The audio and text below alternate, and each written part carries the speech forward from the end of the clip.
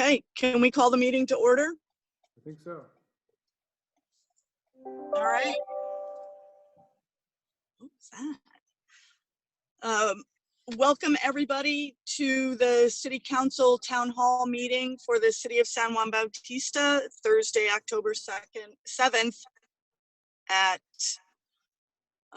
6 p.m. Public comment will be taken on agenda items before an action is taken during the meeting. This meeting will be conducted pursuant to the provisions of the Governor's Executive Order N2920.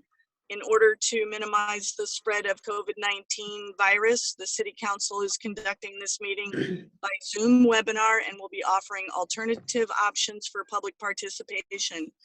You are encouraged to watch the meeting live on Zoom or Facebook.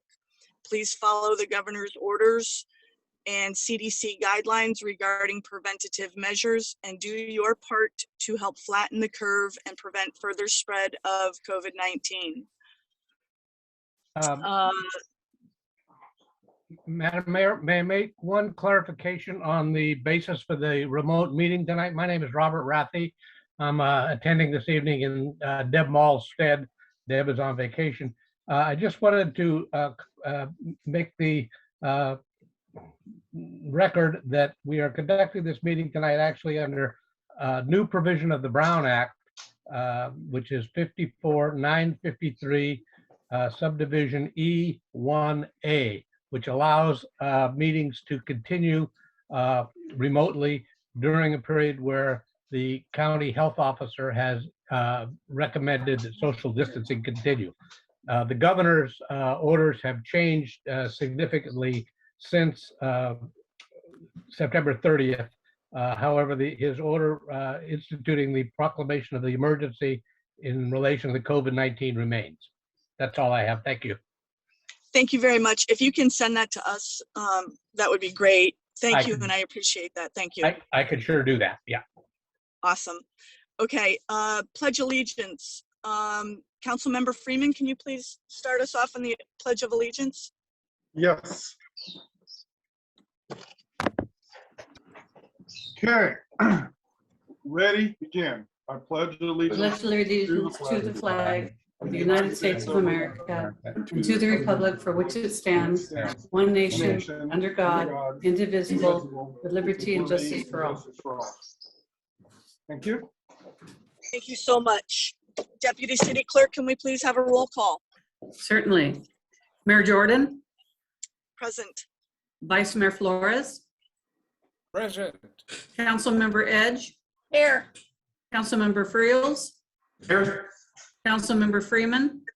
Sure. We have a quorum. Thank you. Thank you very much. Today's meeting will be discussing this is a town hall meeting to discuss the city's water system status, regulatory framework, and path forward. City Manager, take it away.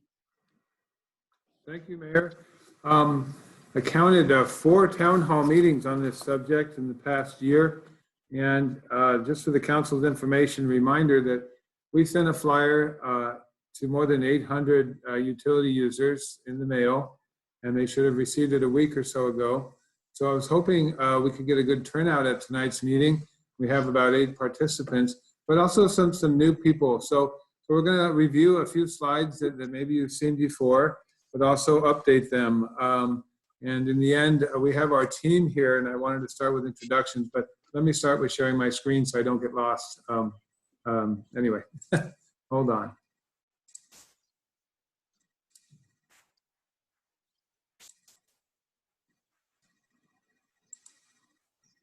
Okay. That should go to the slideshow. There it goes. Okay, great. All right. So we've introduced the subject. This is our wastewater treatment plant. It's been through some struggles in its time. Those tire tracks leading up to it are back in 2019 when we removed sludge from that lower pond. It's undergone a lot. So we'll start with introductions and background, and then I have help with a regulatory framework, compliance with regulations. We've been under scrutiny for the last 2 years plus, compliance with compliance projects that we've approved, and the next steps, building those projects and financing those projects. So that's our discussion tonight. We have put a water team together, and starting with our City Council Water Subcommittee back in April 2020. That was our first town hall meeting. Mayor Leslie Jordan and Councilmember John Freeman have served the city quite well. I really appreciate having their knowledge in this field, supporting me and the team.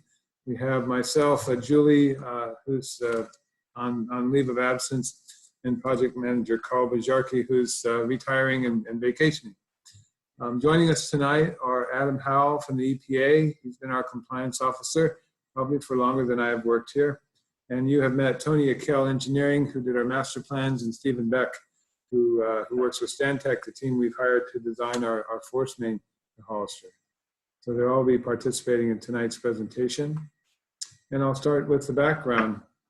Many of you remember a description of our water systems as having 4 parts: water source, and then water distribution, and then wastewater collection and wastewater treatment. These are paid by residents through monthly rates in the form of enterprise funds. So the water bill comes in 2 parts: flat rate for most homes, about $83.63 or so, flat rate for sewer, and then a volumetric rate for water. The sewer rates back in 2006 were $54 a month, and they've increased $30 since then to about $84 now, and they have not increased since 2019. So initially, back in 2006, 2007, increases were about 7% per year, but recently only 1.5% over the past 5 years, and then not at all during this period of COVID that we've had. The rates have not increased enough to pay for a new plant. And as you saw in that initial picture, it's obsolete and pretty run down. So our regulatory framework that we work in, they're different for drinking water than they are for wastewater. They're issued by the State Regional Water Quality Control Board through the Clean Water Act. And the federal EPA works with the state when it's discharged into a creek, the way we do at our wastewater treatment plant. This is the National Pollution Discharge Elimination System, or NPDES permit. The city has been found in violation of that permit over the past 15 years or so. And in order to come into compliance, an administrative order on consent was executed with the EPA in August 2020. That's a commitment by the city to meet the EPA's expectations to bring our water system and our NPDES permit into compliance. So the goal is, in that AOC, to be in compliance by December 21st, 2023. Community engagement, in 2020, we had 39 special meetings in addition to our 12 regular meetings. And the status was provided for water and wastewater at almost every single council meeting. We had 4 specific town hall meetings focused on water and wastewater, beginning again in April 2020. That meeting was actually scheduled for March 17th, but we had something else to do that day, like COVID. So it has been an integral part of the City Council's strategic plan in 2020 and 2021. So we have spent a lot of time talking about our water and wastewater. I'll let Adam talk about the AOC. Adam, are you able to participate and walk us down through this list? I am, but I'm going to have to, can we come back to this slide in a couple of minutes? I'm going to have to jump off for a couple of minutes. I apologize. Oh, that's fine. That's fine. Right back. Okay, thanks, Adam. Tony, are you able to talk about our water and wastewater master plans? Absolutely. Thank you. Thank you, Don, Madam Mayor, council members.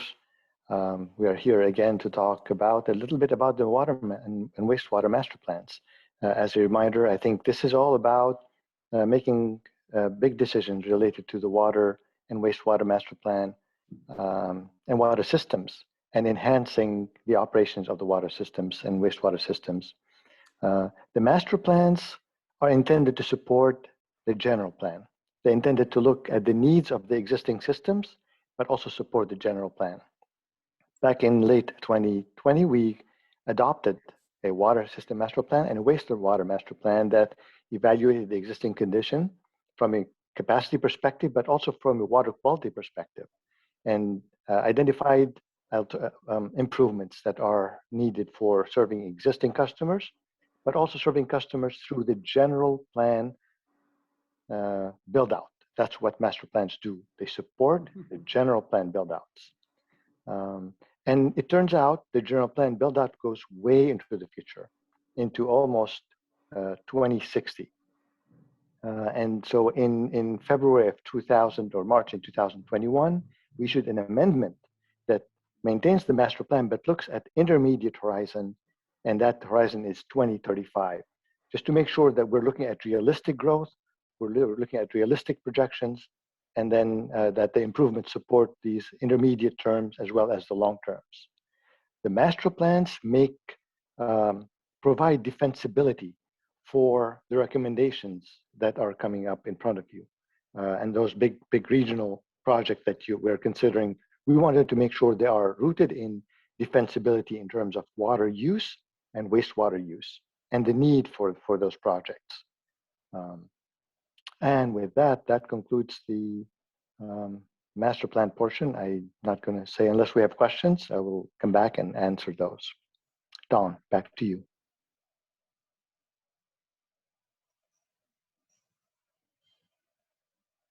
I can jump in here if. Are you back, Adam?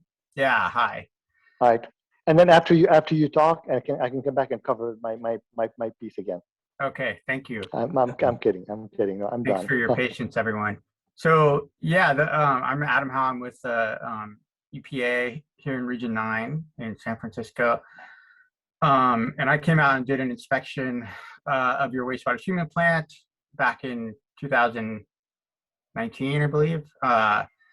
And that was at kind of the request of the state. And then we worked with city staff to come to this agreement on consent that we are working under now. This is a cooperative agreement by which the city committed to entering into a planning process and then using that engineering planning process to come up with a solution for coming back into compliance with the Clean Water Act and no longer discharging pollutants into our waterways. So as Don mentioned, the city's been making a lot of progress towards that end, and we've actually we've come quite a long ways. Part of the evolution of this project is that there have been a number of milestones that were in our agreement initially, which after having kind of gained a better understanding of the critical path of the project, we've had to revise. And so we're currently in the process of revising some of those deadlines, but ultimately the final compliance deadline has remained the same. And you know, I guess I'd just like to say that I think the project that y'all came up with is a very good one, and I think you know, something had to be done with this wastewater treatment system, and you know, it was sort of towards the end of its useful life, and so the way that you all have approached the problem and come up with a design solution, I think is the most cost-effective way to deal with that problem that was imminent. So congratulations. I think you're all on the right track.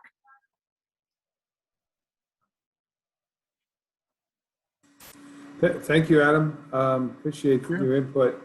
And in the next few slides, we'll talk about how we came to that decision. Tony, did you want to add anything else? No. I'm good. I think, yeah, I've covered it. I'll reserve that. I'll give my time to Steve. Steve can use it very effectively on the treatment side. Thank you, Tony, and thank you, council members and mayor. So I'll just briefly go through where we are. As Don mentioned, we've got 4 parts to your system, and 2 of those parts need to be fixed. And one of those is our source water. As you know, we have very hard water, and to treat that hard water, we use water softeners, and those water softeners discharge salt into our sewer collection system. And we also have 3 industrial discharges that also contribute to putting salt into our sewer collection system. Our existing plant is not capable of treating and removing this salt. As mentioned, it's the existing wastewater treatment plant's in very poor condition. It's at the end of its useful life, and currently our organic loading to the wastewater treatment plant is beyond what the plant was designed for. Some time ago, the city applied for a low interest loan and grant from the U.S. Department of Agriculture.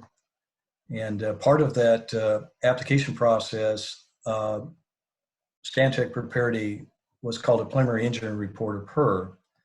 And this report looked at the condition of the existing wastewater treatment plant, and then looked at different alternatives for fixing the problem.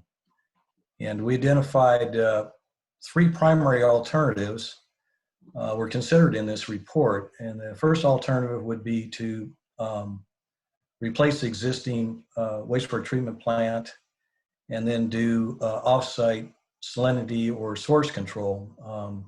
Try to eliminate, to the extent that we can, salt coming into the wastewater treatment plant.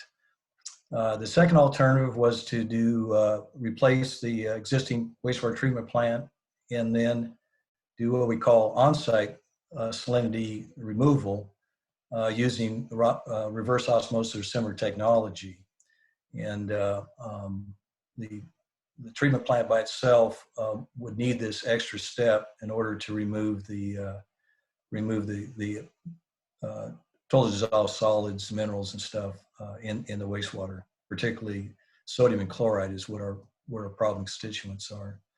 And then finally, the third alternative was to send the wastewater to the Hollister wastewater treatment plant, and then to the extent that we can do off-site source control of our salt. And that would include, trying to eliminate these water softeners that discharge salt, and maybe come up with a better source of water for our customers. All 3 of these alternatives are costly. They range in cost between $15 and $20 million total project cost. But doing nothing is not a solution here that we can really consider. Next slide.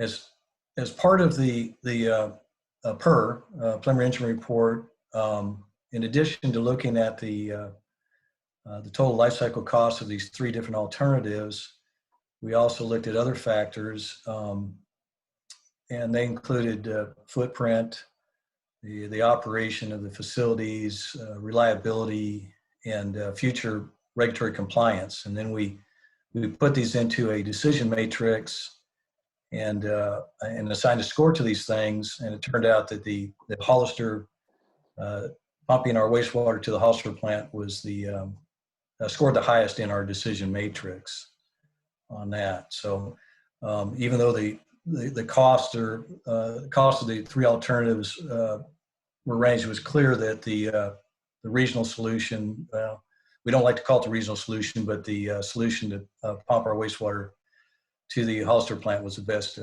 best choice for us. Next slide. So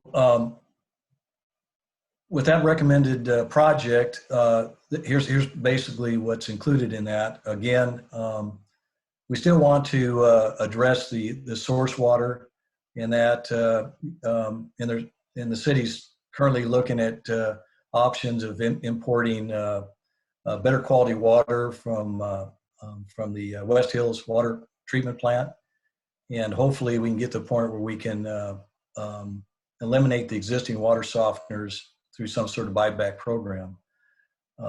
Recommend project is to decommission the existing plant that's in poor condition beyond its useful life. And then we would install a new raw sewage pump station and a 10-inch diameter pipeline to convey our wastewater to the Hollister wastewater treatment plant. That's about 6 to 7 miles of pipeline. Estimated cost about $15 million for this alternative.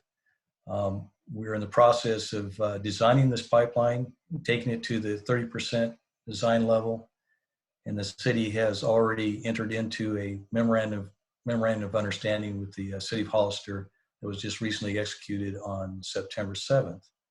Next slide. Here's just an overview of the pipeline. The proposed routing on this thing is to take it backcountry. We'd route the pipeline out to the San Juan Highway, and then go up Prescott, and then the San Justo road there. We would pick up our 3 industrial dischargers at San Justo Road, so that they're not sending their wastewater back into the city's sewer collection system. And then we go back country, and then eventually find our way to the Hollister wastewater treatment plant. This proposed routing avoids having to go through any private properties, so we don't have to deal with getting easements from private landowners. On the figure on the left shows the pipeline from the existing wastewater treatment plant in San Juan Bautista. We have, there's an existing sewer pipeline that's available for us to route the force main through, so we don't have to tear up that subdivision. And then once we get out to San Juan Highway, then we'll be constructing the pipeline within the road easement along there. And then when we get to, on the figure on the right, when we get to the Hollister treatment plant, we're coming in the back way, and we're going to tie into a manhole just before it enters the actual wastewater treatment plant at the Hollister wastewater treatment plant headworks. So it's in regards to it's pretty clean as far as this routing. We're avoiding having to go through private property. This is all public easement. Easements that we're dealing with, or right-of-ways, I should say. And so that's where we are with that. With that, I'll turn it over to Don.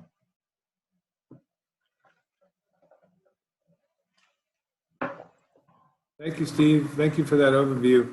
You guys have been working hard since February when the City Council approved your work on this project. Thank you very much. Been open to all my crazy suggestions too. Appreciate that. My political science part of the picture.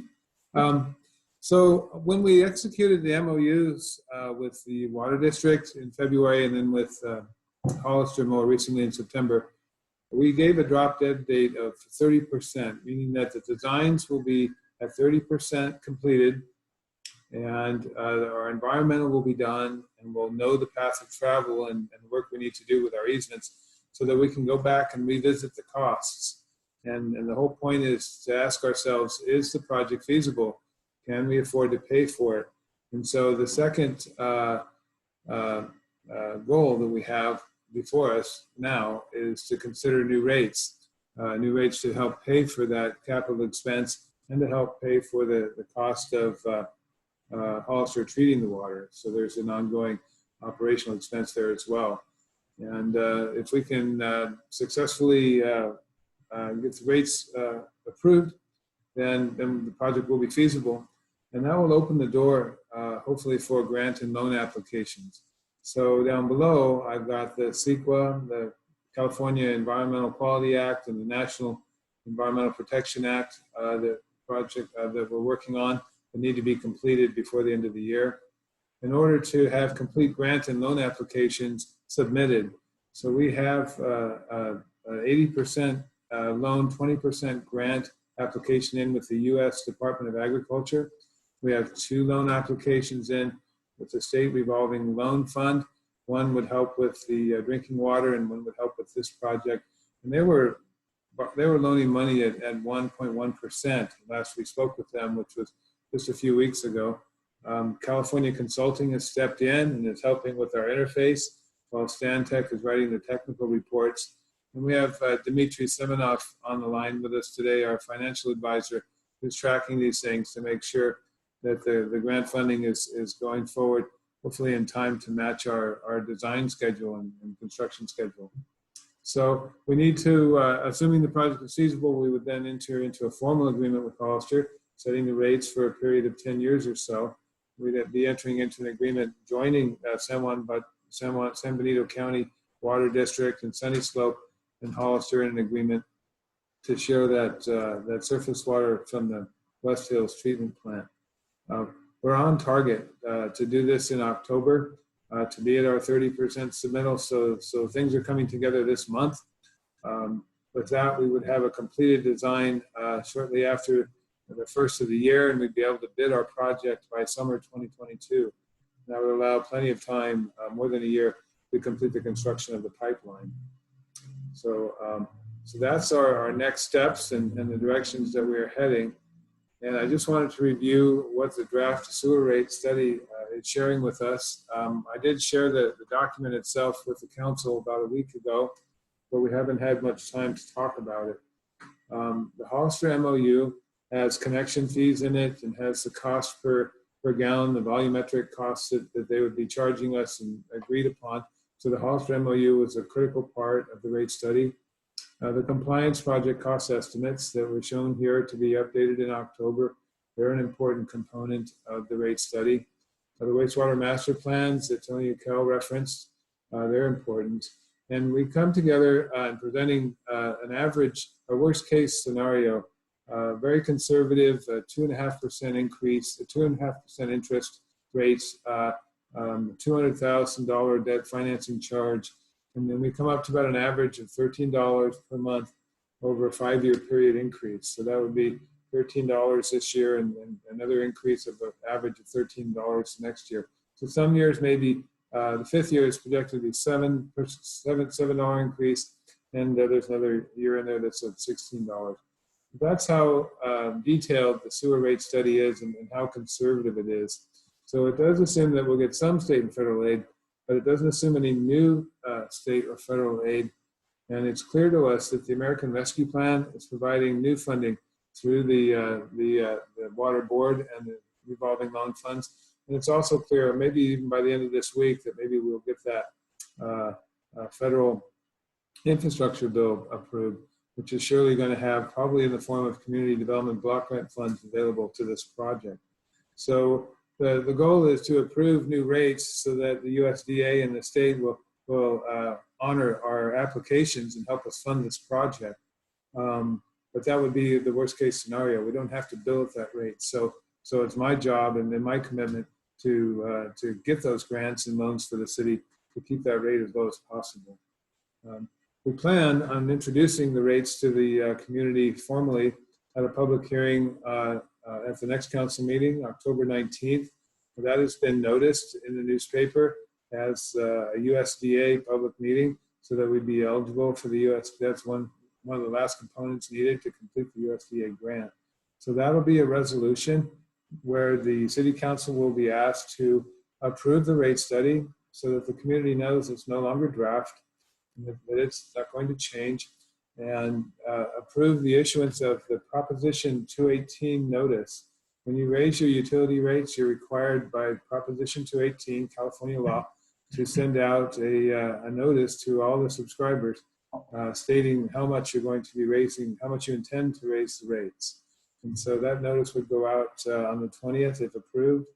And then we'd also set a date for when those notices would be if any protests were to be filed, those protests would be due within 45 days of October 20th. So we'd set a date, have a public meeting, and consider approving a rate study or as I say, other actions as deemed appropriate by the city council. So So that's where we are.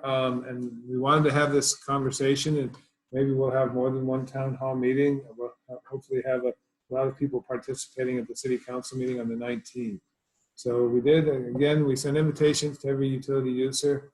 The city's made its team available tonight to answer all your questions. Should you have some? I hope so. Please raise your hand or select Control 9 to raise your hand, or type questions into the question Q&A box at the bottom of the screen. And let us know who you're targeting the question at. The council will be asked to consider the sewer rate changes October 19th, as we said. So more to follow, more details, and more progress. Thank you, team, for presenting tonight. I appreciate your support. And Mayor, with that, we'll turn it over to you. Thank you. Thank you very much, Adam and Tony and Steve, for chiming in and presenting. We appreciate everything, even as a regulator, everything that you have done for us. So I'm going to start out with the council, if the council has any questions, and then we'll move into the public. And if there are any questions typed in the chat, we'll go with those. So Vice Mayor Flores, questions, comments, and concerns of the panel? No questions, but I'm really glad to see this, this project going forward. And I want to thank all of you for all the work that you've done and helping us out in this tiny little town, and hopefully we'll be better. I've been here 50 years and the water hasn't changed in 50 years, so it's about time. Thank you so much. Councilmember Edge, questions, comments, concerns?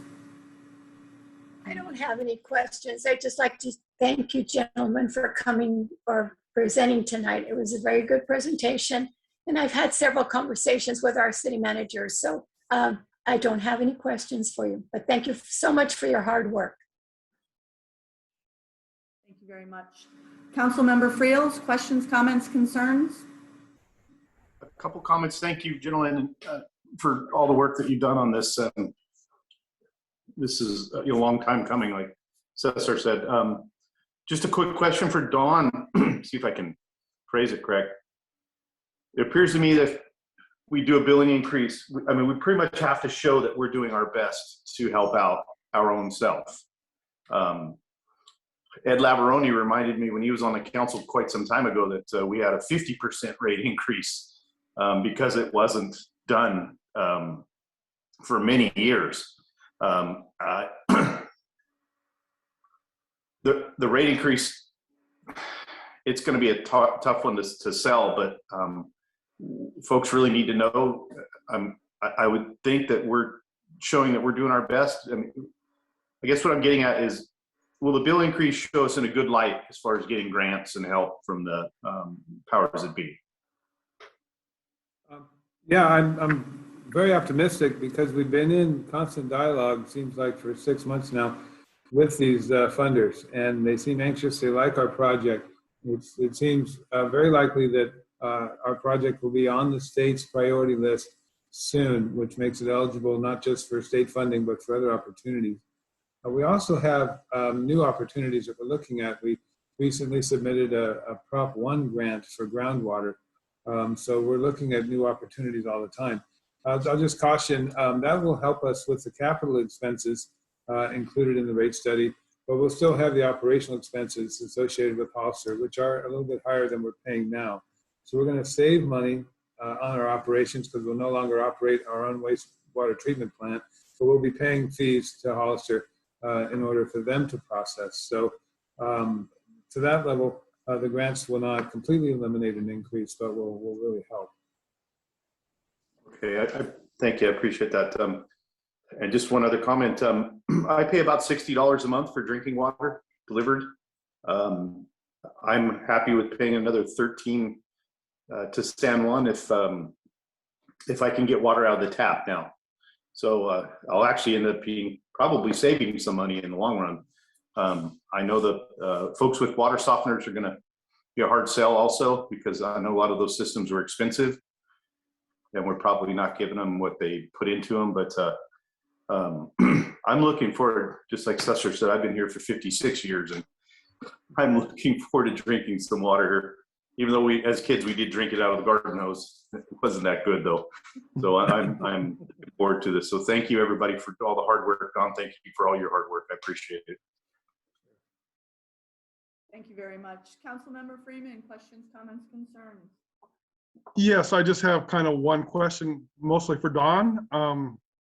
If we do acquire some or a fair number of the available grants out there for sewer and water treatment expenses, will we be able to kind of go back and readjust, maybe lower the rate, since some of the capital expenditure might be paid for by said grant of $3 million or $4 million or whatever? Right, so I have Eric here, and Eric helped us, Bartle Wells, who helped us with our rate study. And Eric, you can describe the Prop 218 process if you like, as a not to exceed kind of number. Could you help us out with that? Sure, thank you, Don. And as I said, my name is Eric Helgeson. I'm with Bartle Wells Associates, and we been working on the rate study portion of this. So the short answer is yes, the city can adjust the rates. The Prop 218 itself, just a preview. So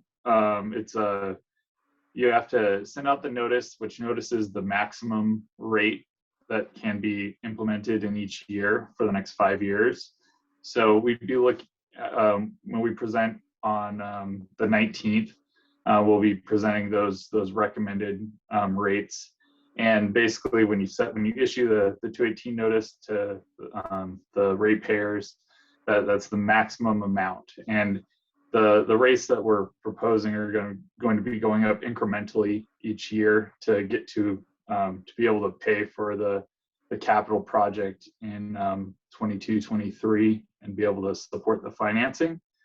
So when you find out a more final number for the grants, in that the rates will still need to most likely go up, but they may not need to go up to the full amount noticed. And so you can make that adjustment. And also just a FYI, the 218 notice period lasts 40, when you send out the notices, there's a 45-day period where the ratepayers will have the opportunity to submit a protest. And then after that rate period, there'll be a public hearing where the council will then be, if there is not a protest of 50% plus one, the council will then be able to adopt the noticed rates. Thank you. Thank you very much. Do we have any public comment? If you have a public comment, please raise your hand or press *9. I do have Jackie Morris Lopez. Thank you very much. I can. Welcome, Jackie. Thank you, Mayor. Hi, go ahead. Yes, I did want to know, I did submit a question. I'll just read it, but then I have a second question. So I said, the city manager stated that a study with rate increases will be presented to the city council for approval of that study. And I believe that's at the next city council meeting. My question then is, what data was used to determine the recommended rate increases? That's my first part of the question. I don't know if you can engage in answering that. Certainly, Eric can handle that better than myself. Thank you, Eric. Absolutely, and thanks. That's a great question. So we took all of the city's budget and accounting data to put together our projections for the operating costs. And then we also looked at the Hollister MOU and the Hollister and the rates that would be included with that. I will say a side note, when we were looking through the rates and working on the MOU, we were able to ask Hollister, push back on Hollister's connection fee, which was part of the MOU, and the final fee ended up being about $2 million less than it originally was. So that was a good thing of their due diligence there. But yes, so the Hollister MOU, the city's accounting data, and then the engineering cost estimates for this connection project. And then we used, as Don was saying, realistic but conservative estimates for the amount of grant funding that we project will be received. Right now, we're assuming about $5 million, but as Don said, that will likely be higher, but we don't want to be short when we get to the project. So that's the data that we incorporated into the study. Thank you. So my second question or comment, I believe, probably more of a comment. So being a lifelong resident of the town, my concern or my observation is that we did have in the last 3 to 4 years, 2 major housing developments come in. And I know that part of the factor of the salt being increased into our water table was from our 2 or 3 big ag businesses that are outside of our little town to the northeast. But we also have the fact that these newer developments that came in, and I don't venture to say even one that's about 20 years old. There's Creek Bridge, there's Rancho Vista, and there's also Copperleaf. I'm under the impression or understanding that all of those newer homes that were developed had water softeners. So for us older people, older homeowners in older areas or neighborhoods, I want to bring up the equity factor. You know, we're still kind of waiting for our lines, our water and sewer lines to be repaired. We also took out our water softeners a few years back. So I feel there's a little bit of inequity here, and that we need to fix it for the older homes that are in the town, that are in these areas that were promised to have these things fixed. How are you going to look at that? And I mean, I don't think I'm going to be the only one bringing that up. The newer subdivisions have newer pipes, have newer water lines, but they also have water softeners. So why should we all be paying the same rates when we have some serious equity issues here? Thank you. Thank you very much for those comments.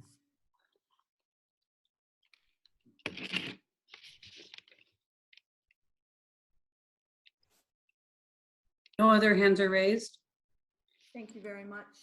We do have some public comments that I can't read. At the appropriate time, are there chances of obtaining state and federal grants to pay for the capital costs of building these projects? And we've responded to that one, so that's yes. And then Jackie read her questions as stated, so there's only 2 questions in the chat box. Thank you all very much. Do we have any final questions, comments, or concerns from the council? Councilmember Flores, Vice Mayor Flores. No comments. Thank you. Thank you for all your work. Councilmember Edge. No, I don't have anything. Thank you for the meeting. It was a good meeting. Thank you very much, everybody. Thank you. Councilmember Friel. Just for all the help we're getting from our outside sources, please be patient. It's a small town, and people, how small towns are. We don't move very fast, so just be patient with us, please. And thank you for all the help. I really appreciate it. Thank you. Councilmember Freeman.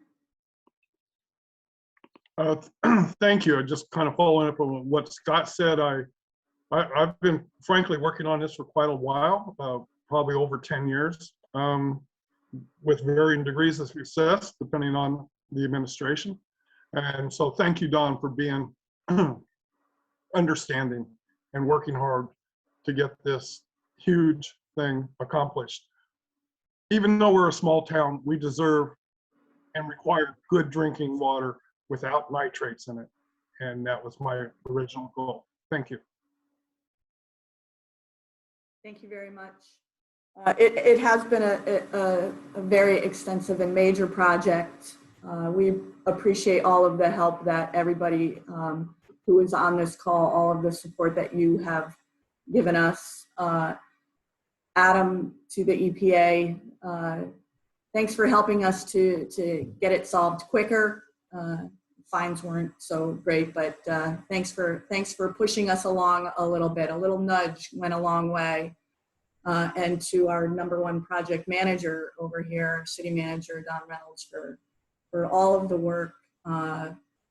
It's been an amazing project, and yeah, it's long time coming, as folks have said, and the rate increase is, in my opinion, truly needed, and will go a long way in getting us a potable water supply. We appreciate you all. If there is nothing else, do any of our members have anything else to say? Tony? It was well summed up, and you summed it up when you said under Don's leadership, we traveled the distance very quickly. We did.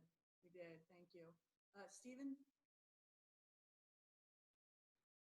No, I don't have any more comments, but thank you very much for giving me the opportunity to talk to you today. Thank you. Thank you both for the presentation. Eric? See you next week. Yeah, see you next week. Nothing additional. You have the tough job coming up next. Thanks. Yeah. And also appreciate Don keeping nudging the process along. It's a lot of pieces to put together, and kind of hurt us all in the right time, right direction. So. Thank you. Adam, anything else? Yeah, I would just say that this is a great team that's been assembled, and I think I'm echoing. Does everybody else hear that? No. The echo? So I'll just, well, I'll keep it short. Thank you all. Thank you very much. Robert, do you have anything else to add? Attorney? All these meetings, yeah. No?